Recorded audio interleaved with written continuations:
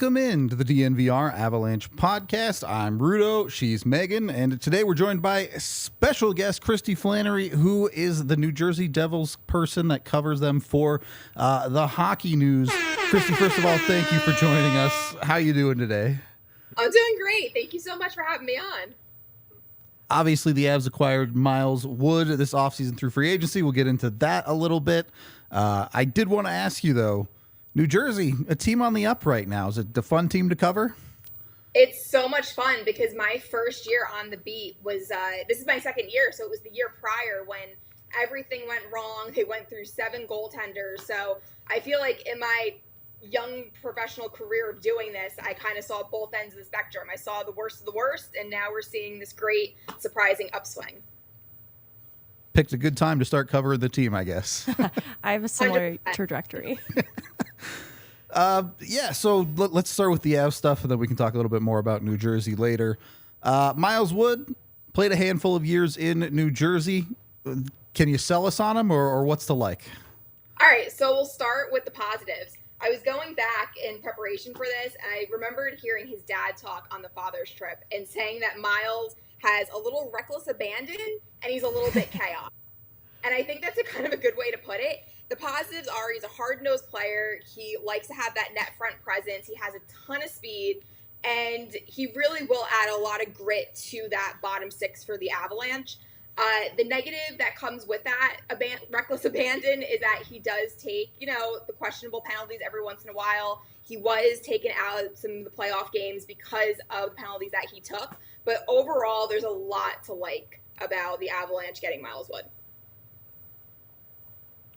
In looking at him hitting free agency, was this a player that you felt New Jersey was interested in keeping on for another go, or was it the writing on the wall that his time in New Jersey had come to an end?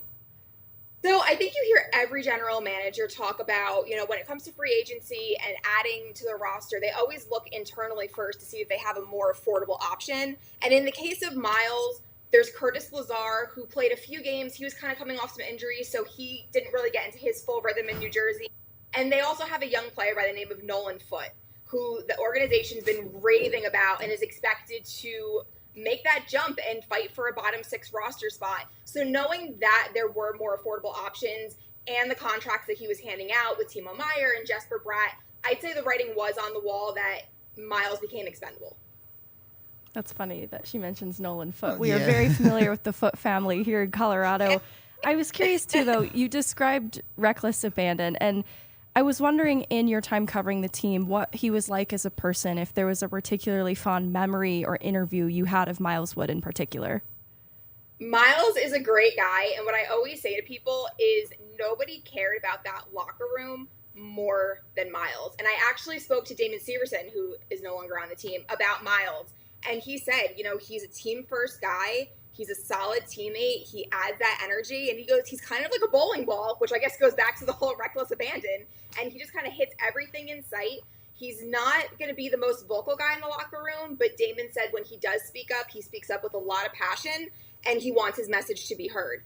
And as far as interviews go, you can kind of expect a guy that's going to be honest. He's going to be sincere. He's always going to make time for the media. And my favorite memory was earlier this year, they had wooden sticks that they were practicing with, and Miles wanted to get a curve in the blade, and he got a blowtorch, and he ended up lighting the stick on fire, which is fantastic. That's amazing. That is incredible. He has a lot of, and I mean this in the best way, he has a lot of goofy energy. It's like very contagious. He has like a really good energy about him. Love it. It feels very Andre Burakovsky. It does, yeah. That was complimented so much by who Nathan MacKinnon is as a person. Like, I feel that that's the type of player that can absolutely fit in Colorado. Avs need some lightheartedness. Yeah, a little bit of goofy. A little bit, for sure. With Wood, obviously, he's 27, 27 or 28, right? But not particularly young. Do you think there's any more upside to his game there, or is he pretty much established as who he is in the NHL? I think he's established, and I think what you see is what you get. I think that's how I would describe Miles, because he does have that scoring touch. I mean, I believe this season it was his second best career numbers, if I'm not mistaken. So he will contribute. But as far as looking at the trajectory, what you see is what you get. fair enough. New Jersey definitely has evolved into a very fast-paced system. Miles certainly fits in that. He can fly up and down the ice. Yes, he can.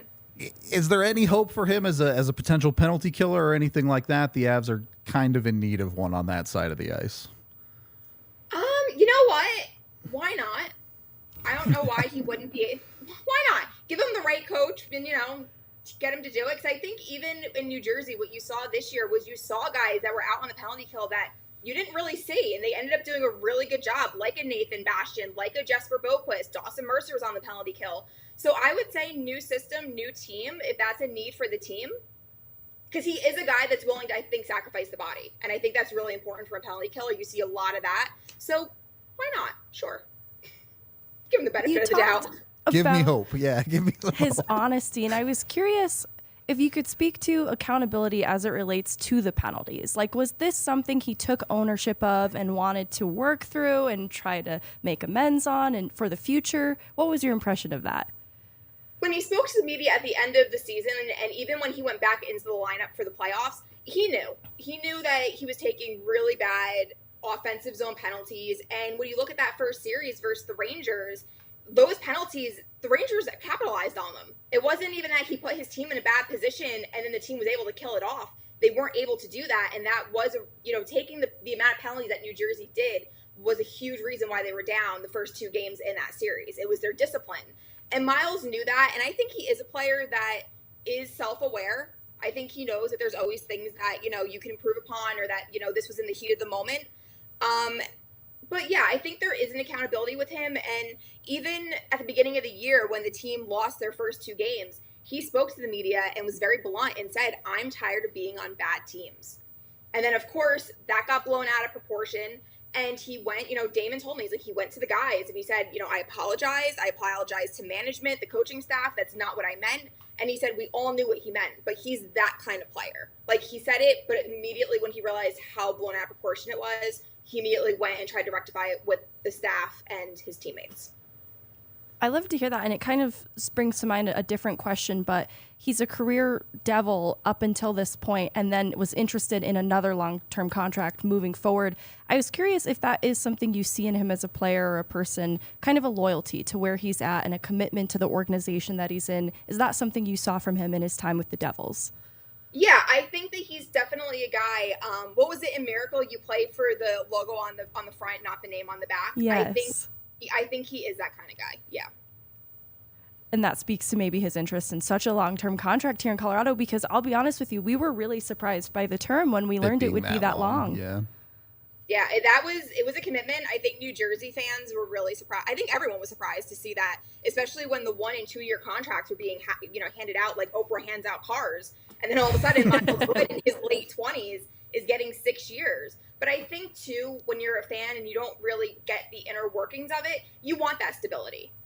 You want, as a player, you don't want to move around every year, every 2 years. And, with his age, you don't know if a family's coming into play or, if you're going to get married and have kids. You want that stability of being in one place. So it does make sense to me for a player to want that, to not have to worry about that in their future. Absolutely. I've got a question about New Jersey if you want to finish up on Miles. That's actually where I wanted to bring it to next, was now the broader conversation about New Jersey, where they're headed. You've talked about the playoffs a lot, too, and I think that there are some parallels that could probably be drawn from lessons learned in playoff exits that the Avalanche can definitely relate to. And I was just curious, with the second-round exit for New Jersey, what were some of the biggest takeaways or learning lessons after that Carolina series? That it's really hard. The playoffs are really hard. And even Tom Fitzgerald, our general manager, he spoke to the media and he said, to win, you have to win 4 rounds. He said, we went 2. And it was a really hard 2 rounds. Playoff hockey is a different beast. It's a different animal. I mean, look at the Florida Panthers and what they were able to do from the regular season to the playoffs. And I think that was a really important lesson. And whenever I hear, Colorado, Tampa, these championship teams, they all talk about the hard losses they had to go through in order to kind of win the ultimate prize. And I think losing in the second round and kind of the way they lost, Carolina manhandled them for the majority of that series. I think that was a valuable lesson and another step in them ultimately getting to a Stanley Cup final.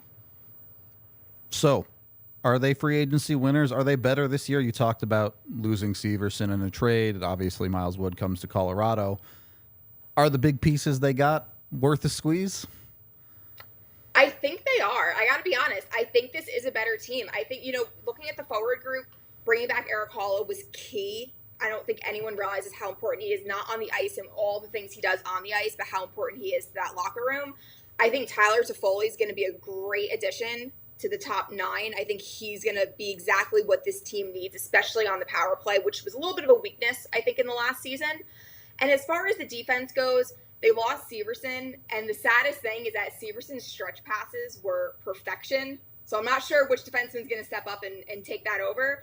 But, you're going to have Luke Hughes, who's most likely going to be a mainstay this year. And he was very impressive in the small sample size and in the playoffs last year. They have Colin Miller that they brought in from Dallas. So I think they're going to hold their own. I think they're going to be a better team. One of the big pieces that isn't new through this offseason but re-upped is Timo Meier. And I was just curious the value that this new player has found in New Jersey, what he's meant to this team, and what that fit looked like kind of immediately integrating with New Jersey. Well, when he came over, I think there was a massive expectations and a lot of outside noise that he was going to come in like game 1 and immediately make an impact. And every player that I've ever spoken to says it takes a while to adjust to a new system. And that's why you see players kind of flourish in year 2 versus year 1 with a new system and a new team. And when I talked to Timo, he said that New Jersey system was very different than San Jose. With that being said, when it came to round 1 against the Rangers, he didn't have the points. He didn't score goals. But what he was able to do and the role that he took on was something that no other Devils player was going to do. Not even Michael McLeod, not even Nathan Bastian. And I think that's where he proved his worth. He provides a skill set that they otherwise didn't have. So when you look at his contract, yes, it's expensive, but he's not another Jack Hughes. He's not another Jesper Bratt. He brings his own flavor to it, and it's kind of like a Tyler Toffoli. He's bringing something different and unique. So he's going to, I think, do very well now that he's accustomed to everything. He had the playoffs. He had his 25 regular season games. I think he's going to do very well under Lindy Ruff this year. And this kind of goes back to the takeaways and biggest lessons. But we saw what the Vegas exit for Colorado did to the team in that next year. They became a cup-winning team because of the motivation that they gained from that difficult exit to Vegas the year before. I was just wondering what your impression was if you were able to be around the group following the playoff exit this time around, and if you feel like this is a group that can turn this into something productive, and what your thoughts are for the year ahead, like if they're going to really bounce back from this in a big way. It's so interesting with this team because you saw the disappointment. I wasn't in Carolina immediately after they were eliminated. I saw them for the exit interviews, so you had a couple days to kind of digest what was going on.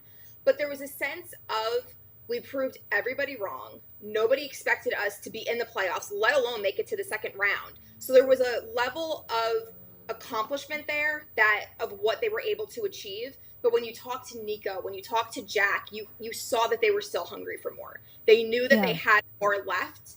And so, I think that it was both.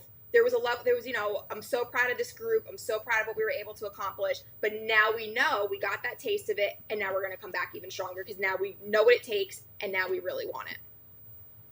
New Jersey, obviously very successful historically, much like the Avs in the late 90s, early 2000s, won multiple cups.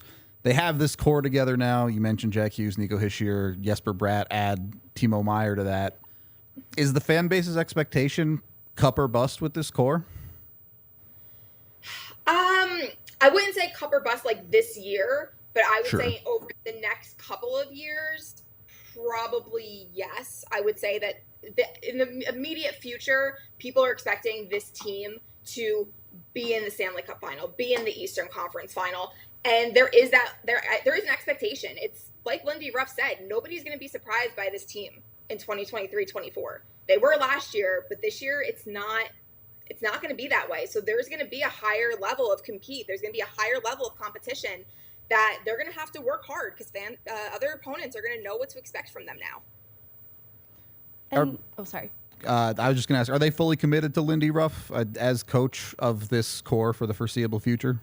He is coming back for next year. The last time the media spoke to Fitzgerald, he did not say about term or anything like that with the contract, but we do know that Lindy Ruff is coming back. And the core, this team loves him. They really do. Jack endorses him all the time. Nico, this is a young team that loves playing for Lindy Ruff. He was a Jack Adams finalist.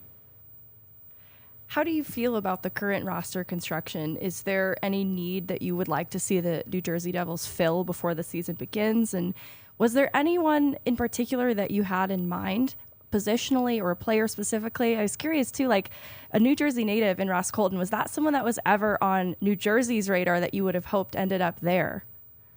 Ross Colton was a name that people really wanted to see. I think that with New Jersey's right now, and this is why kind of Jesper Boquist became expendable, Miles Wood, Sharon Govich, they have a lot of the pieces in place right now. And even looking at the forward group, there's really 1 or 2 roster spots that you're going to have these kids come in at training camp to really battle for a spot. The defense is pretty much set. They have all their defensemen now. It's just a matter of the rotation and who's going to play when. The only position that I think people are questioning, and it's kind of the hot topic right now, is of course goaltending, because when is goaltending not an issue in New Jersey? But I think that's the only one where you're curious what they're going to do, because after going through those 7 goaltenders 2 years ago, you don't want to put yourself in a position to do that again. You want to make sure you have that depth. You have Vitek Vanacek.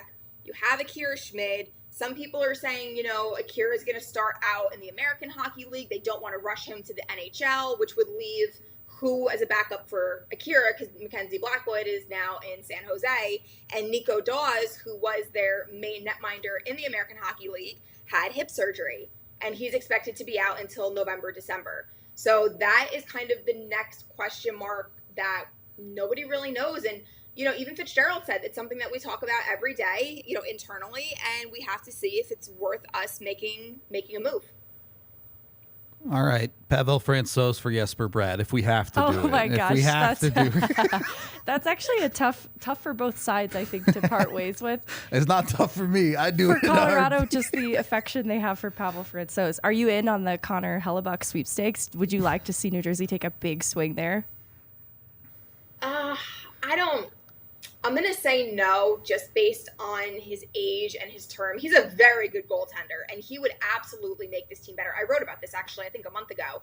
The upside is he would solidify this current roster as Stanley Cup contenders, even though they're already a favorite for next year. That would solidify it. And as far as his play, he would make the team better. But with him, is the juice worth the squeeze? And in this case, I'm going to say no. I always liked UC Saros from Nashville. I've liked him for a couple of years now. I know he's a smaller goaltender, but I'm a big fan of his. I think he's really, really good. I think that's a great take, because with what Nashville has done this offseason, they have moved players I didn't think they were prepared to move on from. I think Saros wouldn't be out of the question for a player that could be moved. They're really cleaning house and changing the entirety of the core that's been there. And they've got Askarov waiting, right? So right. So that was a name I heard that was shopped around. But if they're confident in Askarov and want to move on from Saros, that would be such a great landing spot for him. I only have one question left. It's not hockey related. Okay, So. I wanted to know a little bit about some of the departures from New Jersey this offseason. You've mentioned Severson, Wood, Graves. I was just curious, of these losses, what might leave the biggest hole to fill, or shoes to fill, if you will?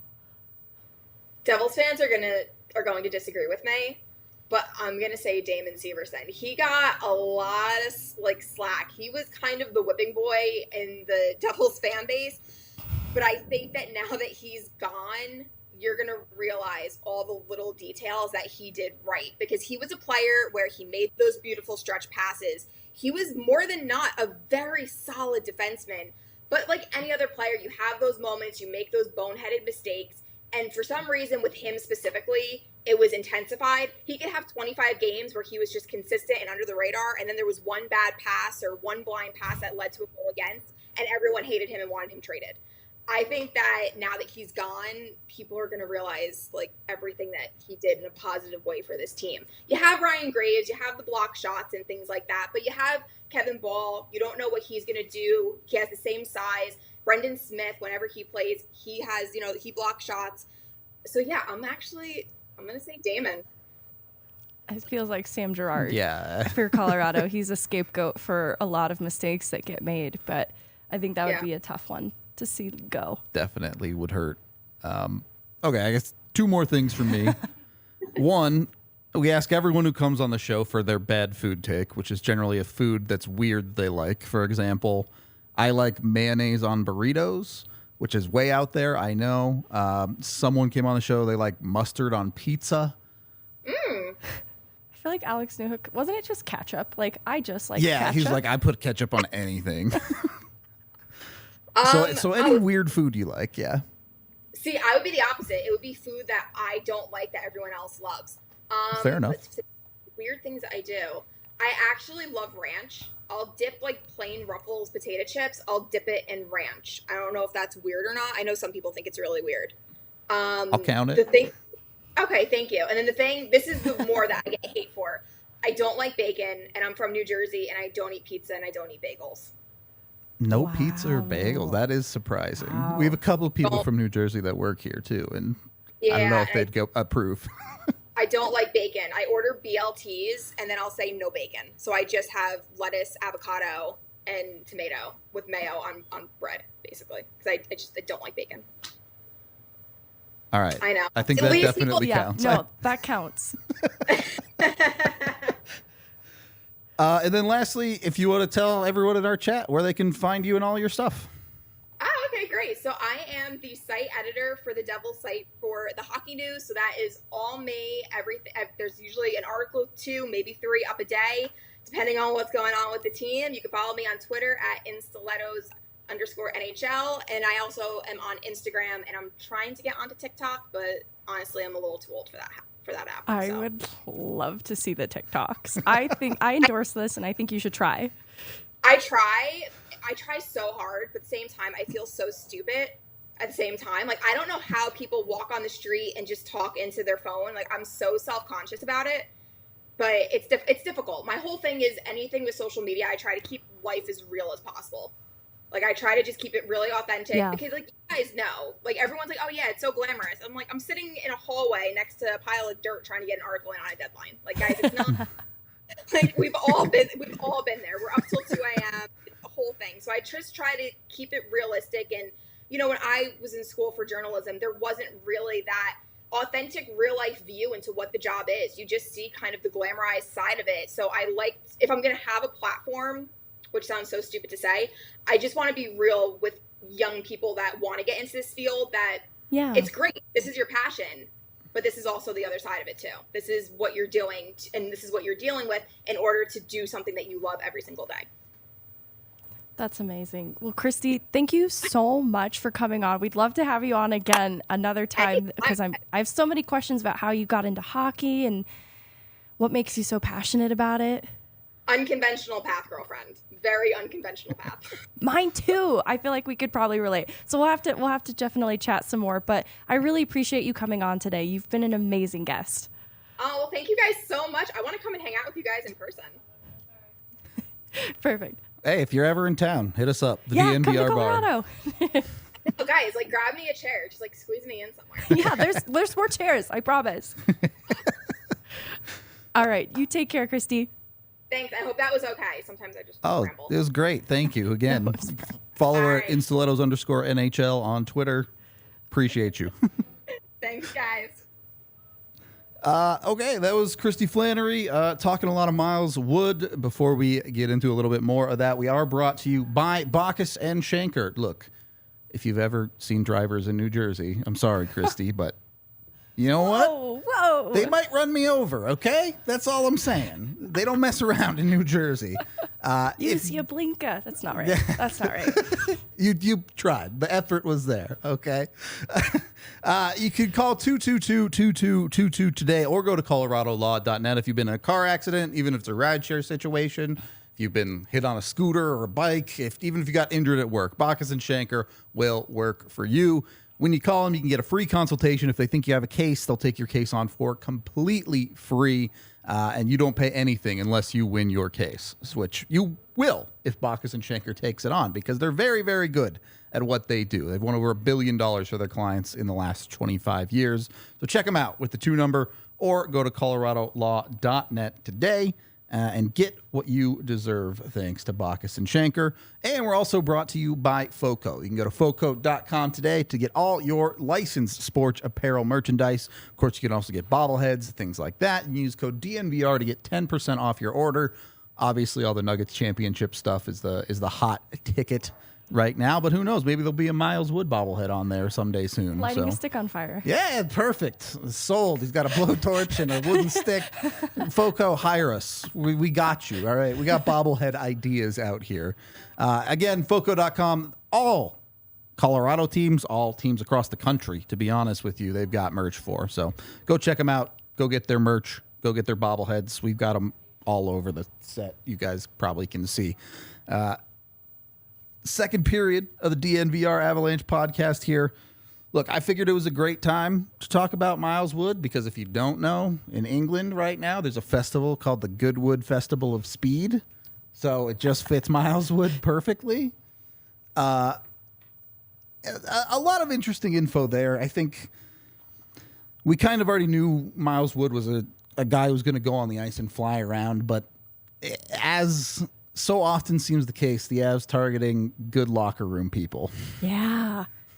And knowing that they've had their sights set on Miles Wood for a while, I have to imagine this is sort of a quality that's been known about him. Yeah. And I'm really curious to learn a little bit more about how long the Avs have had him on their radar. Kristy actually asked me before we went on if I knew the answer to that, and I don't know how long they'd been seeking him out, but we know that this is a team that has passed on players that don't culturally fit, players that have been highly coveted around trade deadline and then free agency. And so that is something I'm really excited to learn more about because it's something I've heard about Ryan Johansson too. Yeah. Great cultural fit, great guy in the room. And it feels like they really hit on this in the off season here. Yeah, it's part of the culture the Avs have built in general, right, is targeting guys like this and there being a certain level of expectation of, I don't want to say like personal responsibility necessarily, but belief in that locker room culture for sure. With Wood, I think, the big question, you brought it up, remains the penalties. I struggle with it because I think I even saw chat talking about it.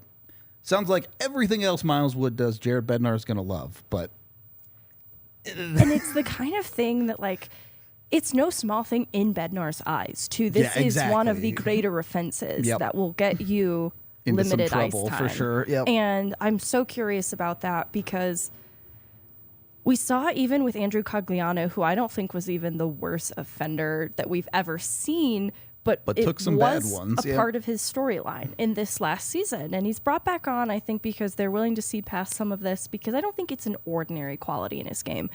This is, by all accounts, an ordinary quality in Miles Wood's game, and that is cause for concern as a result. And with Cogliano, I feel like he just kind of needs to reset what was going on there. But with Wood, I'm a little unsure of the changeability of it all. How much can he reduce that? Yeah. Exactly. How much can he take ownership of that side of his game and clean it up? Because at this point, like Kristy mentioned, he's pretty established in his identity as a player.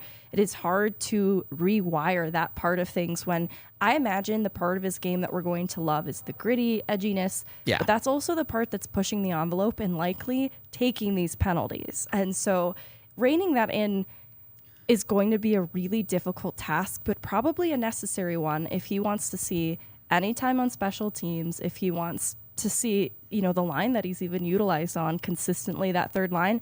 I could see him being bumped to the fourth if he's not acting right. It's a much smaller scale version, I think, of what the Avs kind of dealt with Nazem Kadri. Kadri, obviously, when he would blow up, he would blow up a little bit bigger, see the red mist, end up getting himself suspended. It was a little more serious with him. But I think as Kadri's time went across Colorado, especially after the playoff suspension, he kind of started doing a better job of finding that line. I agree. And no one's going to ask Miles Wood to be perfect. Like, some penalties is a reasonable expectation. Right. But he's got to be able to, over time, look, he's got a 6-year deal. He's not going anywhere. Hopefully by the second or third year of that deal, he's found that line a little bit more of not taking the wildly unnecessary ones 200 feet from your net.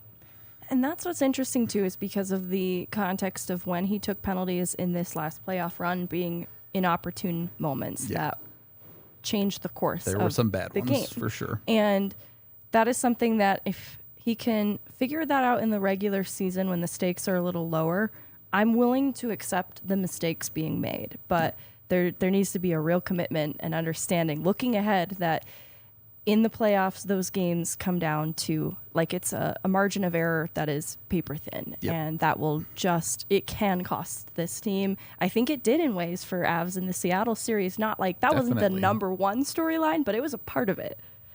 Yeah, I mean, again, kind of a larger scale, right? One dumb thing from Cale Makar, he misses a game, the Avs lose that game.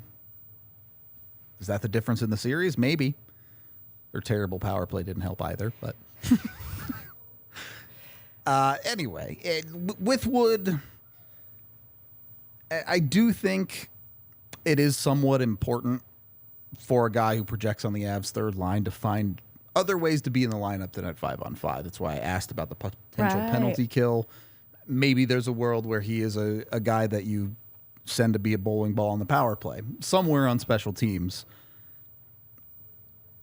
Where are you at? Do you think it's realistic he gets special teams time this year, or is that more of a we'll see down the line? I think they'll audition him on the penalty kill. Okay. And it's partly because they are losing some penalty killers in JT Comfort and Darren Helm, Eric Johnson. And there are just going to be some spots that are available then for players to be tried out on there. I mean, I'm kind of eyeing Ross Colton for that position a little bit more so than Miles Wood presently, but I have a feeling that's something we'll see him get an option for. Yeah, it's just so hard to be in the bottom six in the NHL without most of them penalty kill. There are some that power play, but 100%. It's the difference between playing 10 minutes a night and 14 minutes a night oftentimes, so... I think they're going to want to extract max value from him as well because of the amount of time that he's going to be in Colorado. Yeah. You got 6 years. Let's figure something out in the first couple of years. I wonder, too, if it could follow a trajectory similar to Val Nichushkin, where like it was in third year for Val that he really found his stride. Together. And so I know the window for Colorado is literally right now, but there could be some hope, too, that there are tools that he can add into his game by year 3 that will kind of justify the value of this contract and the term that they agreed to. Well, and I think that's the hope, right? As of the player he is right now, can help you. Absolutely. He's going to give you 25 to 30 points. Maybe in Colorado, it's more like 35 points if you're being hopeful about it in the role that he's going to be in. And then it's how much more can the Avs squeeze out of him over the next 6 years, I guess. But 6 years, I guess. Certainly the next 3 or 4, we'll see how that contract ends. I'm still marveling over the contract, but it really speaks to how much they wanted him here. Yeah. And I have a lot of trust in that and just curiosity around that too. Yeah, it has to be, outside of extending internal guys like Landeskog, one of their longest free agent contracts maybe ever, to be honest with you. Yeah. I'd have to go look it up to know for sure, but I don't remember that many very long contracts for Avs in free agency. Plenty of 3-year, 4-year type deals, but yeah, Miles Wood kind of an anomaly in that way. It gets interesting in Colorado because I do want to see how they shake their lineup out entirely. And we still don't really have a complete lineup for Colorado. That fourth line's a mystery to me right now.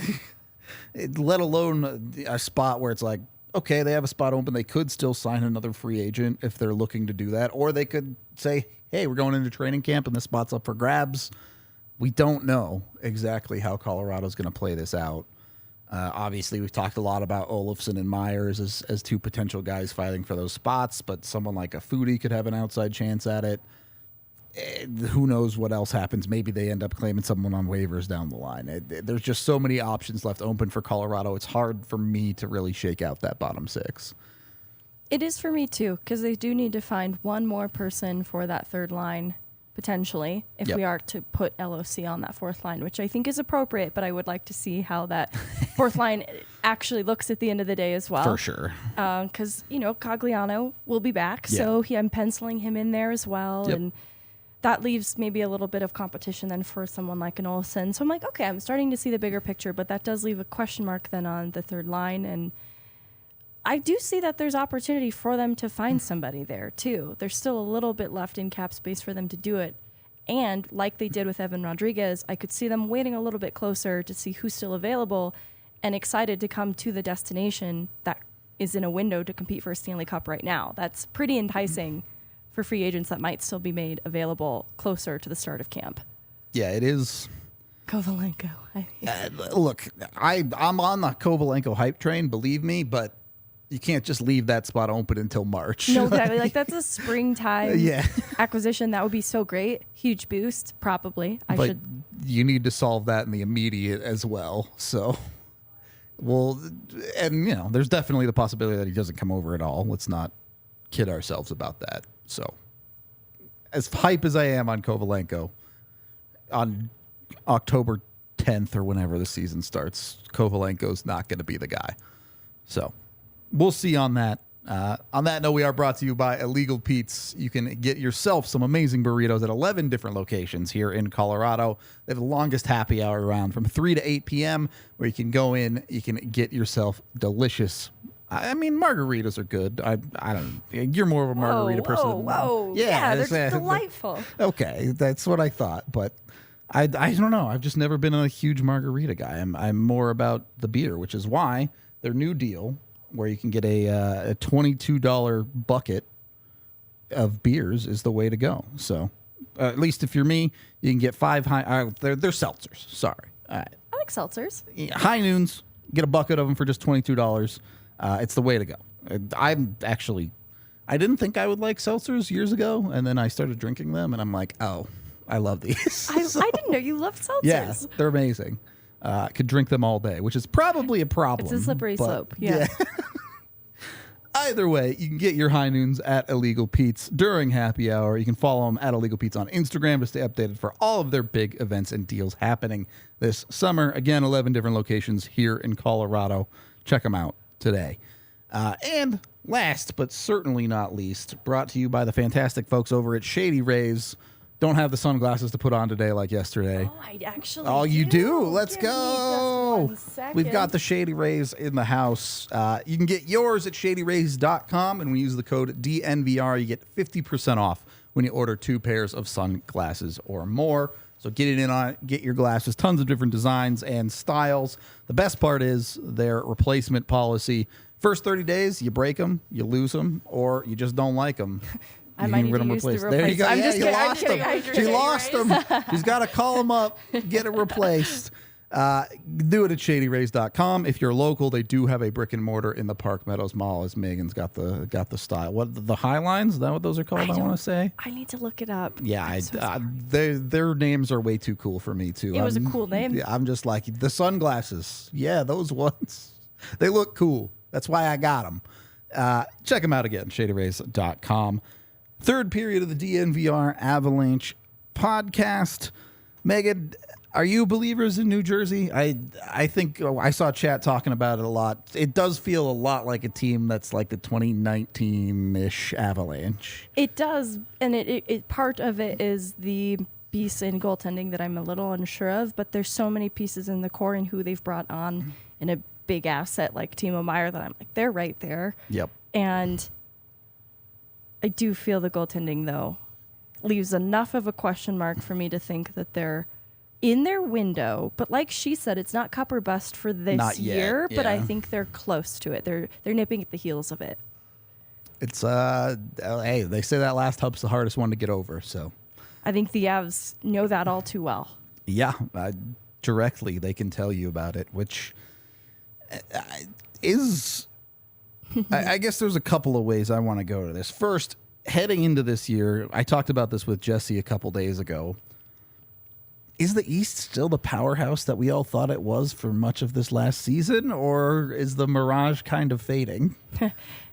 I still think they are heavy weights in the scheme of things, but there is a lot, like New York pushing all their chips to the table only for it to just not really result in what they needed it to be. not that it was a result that was unexpected or unpredictable, but it really was revealing in how, this was a hot take at one point. There was a Minnesota gal who called the Avs paper tigers. And I kind of feel like the East is that at this present time, that they're not quite the threat that they appear to be on the surface level, but there's still a lot of things that, or did I say West? I meant East. No, you said East. Yeah. Okay, good. There's still a lot of I think Florida got better this year.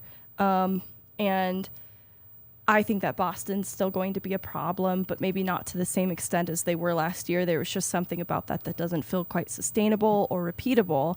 And then New Jersey being another part of that I think is still in their window, just building up towards the peak of all of it. That I still think that there are components in the East that are competitive, but I just don't know if it was quite what it seemed after the deadline when there were teams that were just loaded up with talent. It's interesting because I don't think there are a lot of teams in the East or really in the league that are in the position that New Jersey's in, where they're on the upswing and building up. A couple of years ago, it felt like New York was maybe there, and then they lost their minds and went all in for 2 years in a row and kind of used all their assets. And now it's like, okay, where are they really? Where do they go from here? You mentioned Boston. You're right. They'll probably be a good team, but they're very much a team that's scrapping together pieces at the very, very end of their window instead of just coming into it. That's a good point. You have a team like Carolina, which just feels like they've been stuck in the middle-ish forever. It's kind of the warning's tale for New Jersey, the team you don't want to become is Carolina. Right. So I really don't know what to make out of a lot of the East. I love the Buffalo call out in the chat, though. I think most of the consensus around here has been that they are much improved and going to be a team to keep an eye on. But they're also Buffalo. They're like building towards their window, but I think they are on the brink of entering that level of competing for playoff Stanley Cup. Any other team, I'd be like, for sure. And then it's Buffalo, and I'm like, well, okay, they need to prove it to me because they're Buffalo. They do. They're not there yet, but they are making stark improvements, and I'm seeing the results. For sure. It's definitely gotten better for them, but I guess I said the last hump's the hardest. Sometimes it feels like the hardest step is the next step, not necessarily the last one. So... and unlike a Boston, I think they're a bit younger in terms of what they're building. For sure. That their timeline is actually more appropriate. I would agree with that. What they're building towards. Definitely. I don't want to call it more tempered, but more realistic, maybe. Yes. Yeah. So we'll see where the East is at. I mean, if the curses hold true, it should be Boston's year, right? Because they won the President's Trophy. That's a great point. We'll have to see if the curse is real or not. But on the Western side, we've talked a lot about it. I think everyone really liked Dallas's offseason. Is it just them in Vegas, or they have some main competition in the West? Yeah, I feel like I answered that more timidly earlier into the offseason, but I feel more confident now making it so it's Dallas and Vegas. All right.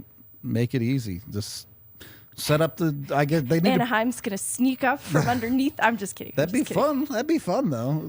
I'd be down if Anaheim gets the 8th wild card spot. The Avs go through ex-AHL coach in Cronin, and then they can go through Dallas, where Matt Duchene is now. The curse of the exes. Yeah, exactly. What's the storyline for Vegas? I don't have a good one. I'd just revenge for the playoffs still, I guess. Yeah. But like, is Keegan Colasar still there? There you go. I have beef. There we go. I don't know. Fine, we will have to dig a little bit deeper for that. No, yeah, there's something there that we can definitely come up with. It's you're in the conference finals, so go out and win. Yeah. I don't think it has to be that's fuel enough. That's maybe. That's good. Should be fun either way if the Avs can go on a run like that. I do think it will be really interesting. I am all good for today, Megan, unless you have some other things you wanted to touch on. No, I feel like we're going to have a lot of time to talk about everything. Yep. Just another 5-6 weeks of doing stuff. We did get one super chat from Vaguely Sober asking for the bad food take, which we did get. I remembered it. So thank you very much, Vaguely. Other than that, I don't know. I guess we're going to get out of here for today. We will be back tomorrow. Maybe we'll do some Free Skate Friday fun stuff. Who knows? That's good, yeah. Should be an interesting day, to say the least. And Anyway, we appreciate all of y'all. And yeah, we're out of here. We will talk to you on the next one.